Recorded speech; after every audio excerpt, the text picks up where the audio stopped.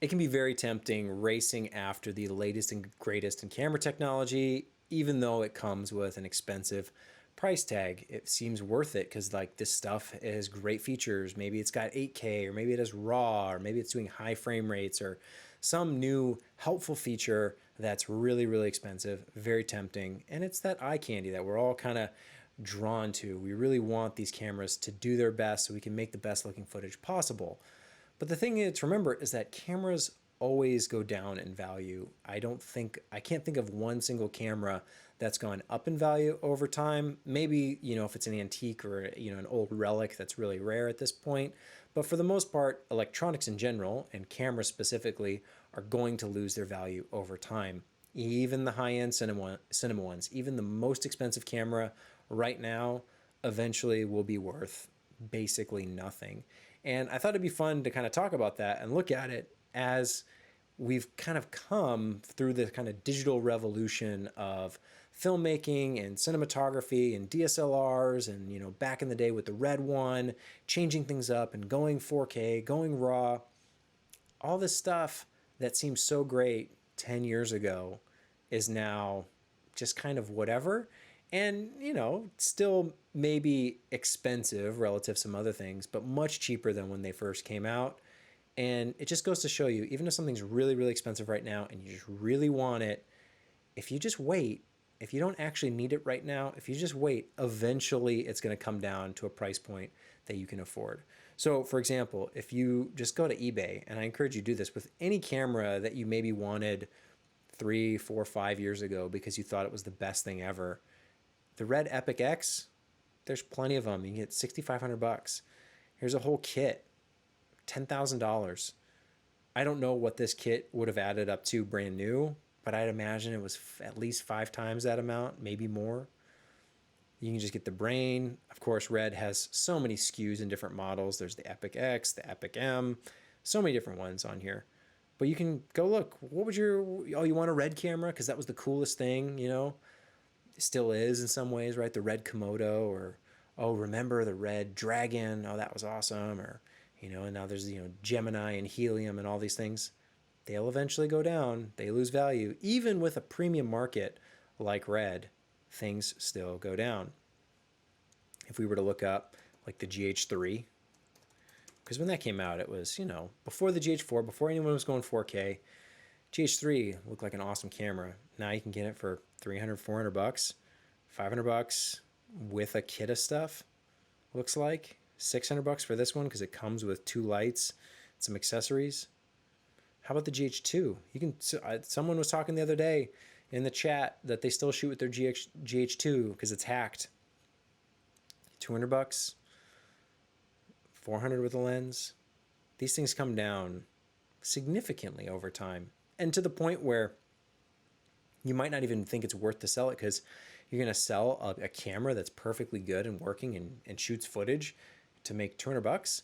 I mean, I guess recoup some of your cost, but, let's look at the Arri Alexa.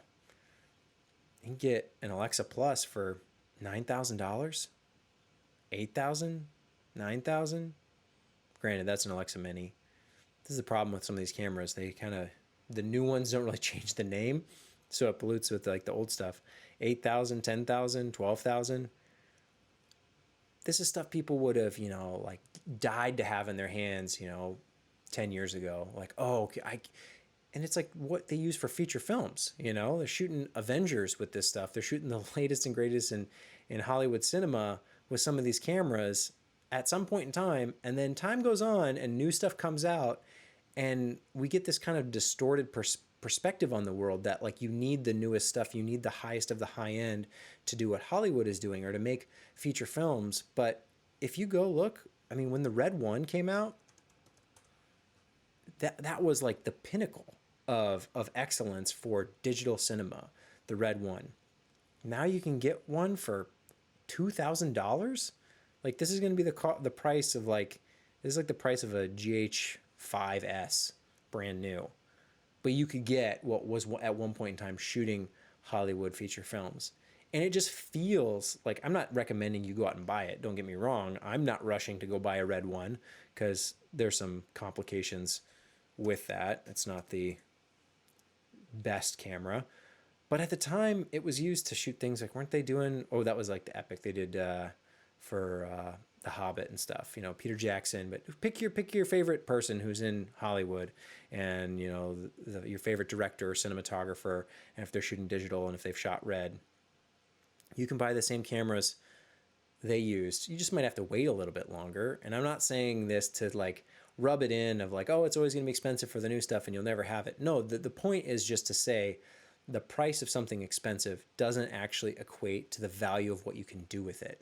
So just because a camera is really, really expensive because it's brand new and that's what people are using to shoot what's happening now and putting it on a screen, just remind yourself that 5-10 years ago, it was way different, way different. Oh, a lot of these things have lasted that long, but it was very different technology in terms of these cameras, and now their price point is much more affordable.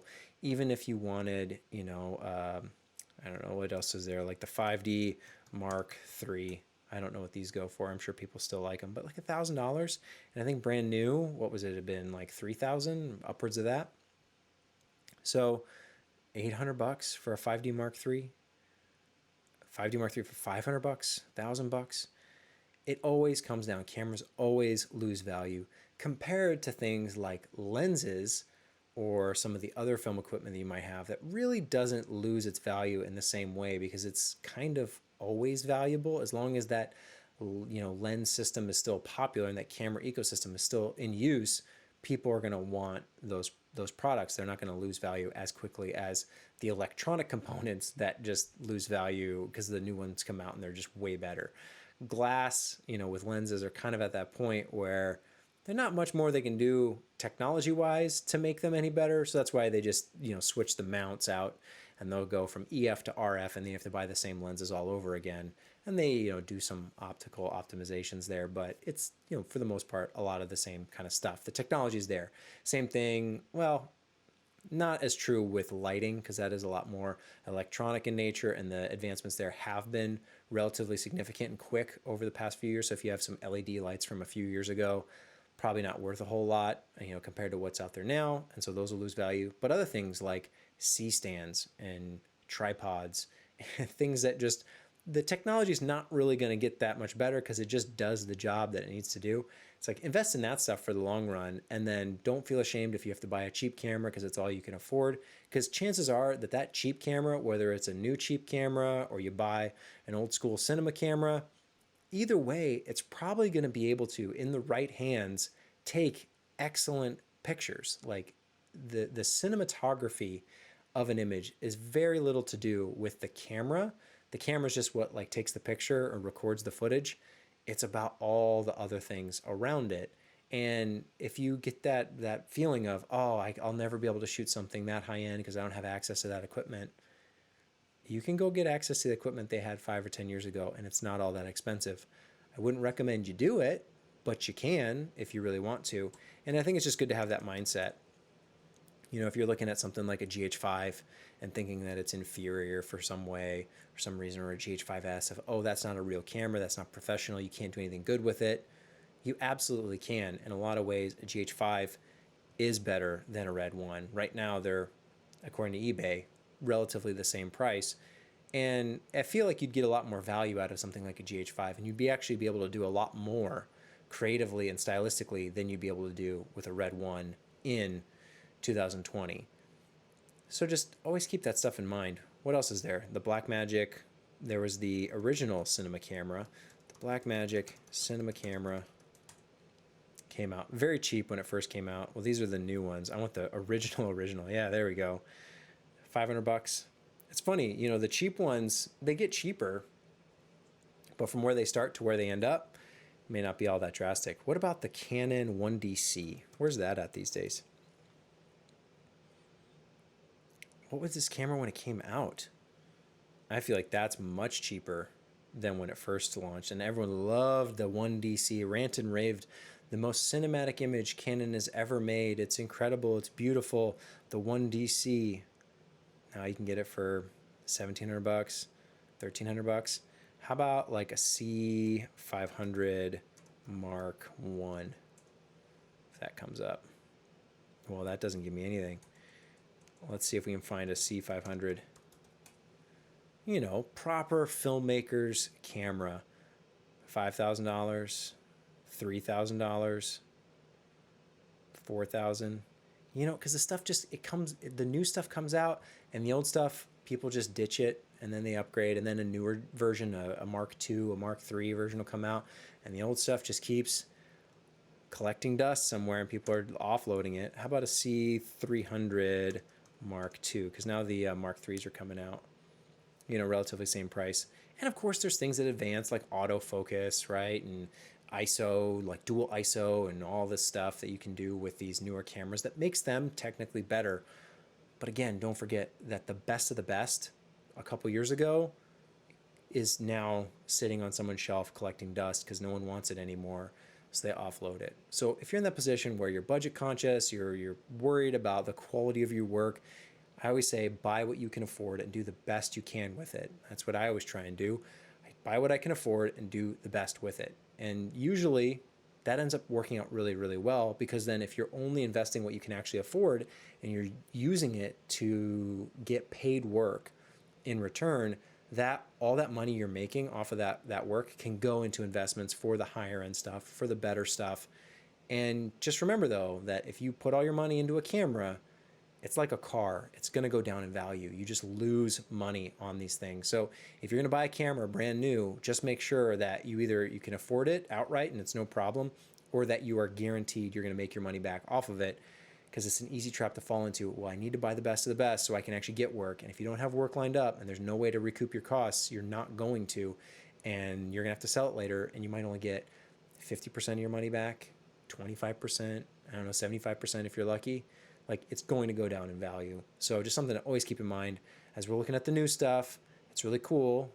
The fancy technology, latest and greatest, is great. Old technology made movies at that time, and you can still do it now. So really, it's just, at the end of the day, buy what you can afford and do the best you can with it. Don't let a camera be your limitation.